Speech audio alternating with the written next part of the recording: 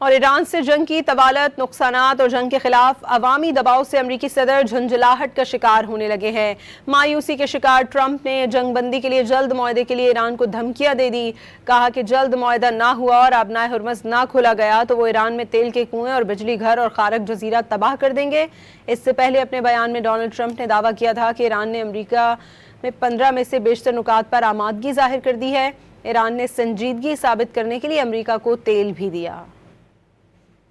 ایران سے جنگ کی طوالت، نقصانات اور امریکہ میں جنگ کے خلاف بڑھتے عوامی احتجاج پر صدر ڈونلڈ ٹرمپ کی بے چینی بڑھنے لگی۔ امریکی صدر مایوسی کے عالم میں دھمکیاں دینے پر اتر آئے۔ کہا کہ معاہدہ طے نہ پایا تو سب ختم کر دیں گے۔ سوشل میڈیا پیغام میں ڈونلڈ ٹرمپ نے کہا کہ امریکہ ایک نئی اور زیادہ معقول حکومت کے ساتھ ایران میں فوجی کارروائیوں کے خاتمے کے لیے سنجیدہ مذاکرات کر رہا ہے۔ اس پر کافی پیش رفت بھی ہو چکی، لیکن اگر کسی بھی وجہ سے جلد کوئی معاہدہ طے نہ پا سکا اور اگر آبنائے ہرمز کو فوری طور پر نہ کھولا گیا تو ایران میں تمام بجلی پیدا کرنے والے پلانٹس اور تیل کے کنویں تباہ کر دیں گے۔ خاص جزیرے اور ممکنہ طور پر تمام نمکین پانی کو میٹھا بنانے والے پلانٹس کو بھی نشانہ بنایا جائے گا جنہیں اب تک جان بوجھ کر نشانہ نہیں بنایا۔ یہ اقدام ان بہت سے فوجیوں اور دیگر افراد کے بدلے میں ہوگا جنہیں ایران نے سابقہ حکومت کے 47 سال کے دوران قتل کیا ہے۔ اس سے پہلے صدر ڈونلڈ ٹرمپ نے ایران سے پاکستان کے ذریعے مذاکرات میں پیش رفت ہونے کا اشارہ دیا۔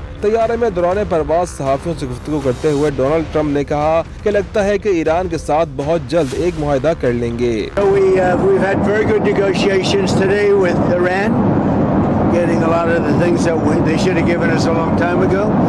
We'll see how it works out, but they're very good, moving along very nicely. امریکی صدر نے دعویٰ کیا تھا کہ ایران نے مذاکرات میں امریکہ کے 15 میں سے زیادہ تر نکات پر اتفاق کر لیا ہے۔ CNN کے مطابق امریکی صدر نے صحافیوں سے گفتگو میں کہا کہ ایران اس منصوبے پر امریکہ کے ساتھ اتفاق کر رہا ہے۔